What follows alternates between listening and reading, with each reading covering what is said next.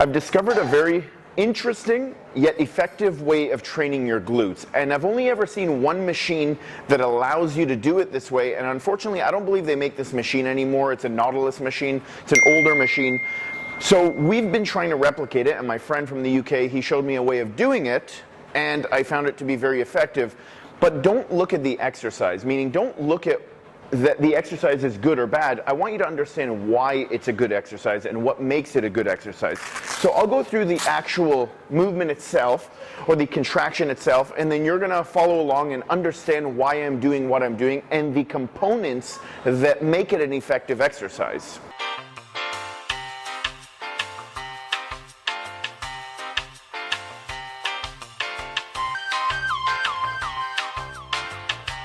As you can see here, there's a contraption that I'm set up to, right? So there's a dip belt, traditionally a dip belt with the daisy chains, so I'm hooked up to this. And then I have a glute strap here, or an ankle strap that we use for glute kickbacks. Now, the reason why this is so important is because I need some form of restraint. Because if I just hooked up this cable, and I was just doing this for kickbacks or hip extension, what would essentially happen is that my body would be shifting around, because as I spoke about before, there's different degrees of freedom. So as I did this, my body would be propelling forward. I want to restrict my body from going forward so that I can use hip extension and not use my back, or not try to use my foot from trying to stay in place. Because what's going to happen if I have no balance, if I wasn't supported here, I would be trying to stay in place and I wouldn't get the maximal output out of my glute. So that's the first thing.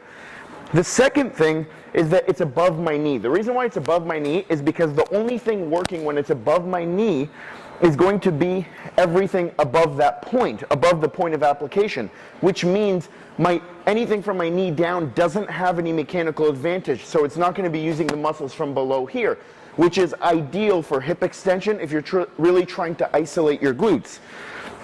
Another thing that I'm doing, I'm controlling the profile of the movement, because as we know, when I'm doing this, the muscle's getting weaker as I get back here.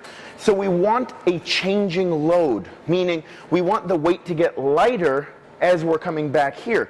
So what's happening is you can see this cable's coming out, and then this cable starts to move upward, which means that it's getting lighter. There's a drop off where my muscle is getting weaker. So the profile of the resistance profile and the profile of the strength profile is congruent with one another. So I'm pushing forward into this as hard as I can, and I'm shoving my hip backward, or my glute backward, and contracting as hard as I possibly can, making this a really effective contraction for my glute, because that's the goal of all of this.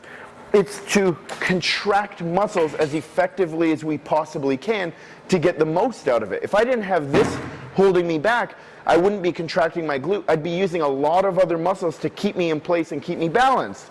And if I didn't have this applied above my knee, I would be using a lot of the muscles below my knee as an assistance in the movement, or synergistically in the movement. So that's an excellent exercise for you to try for your glutes.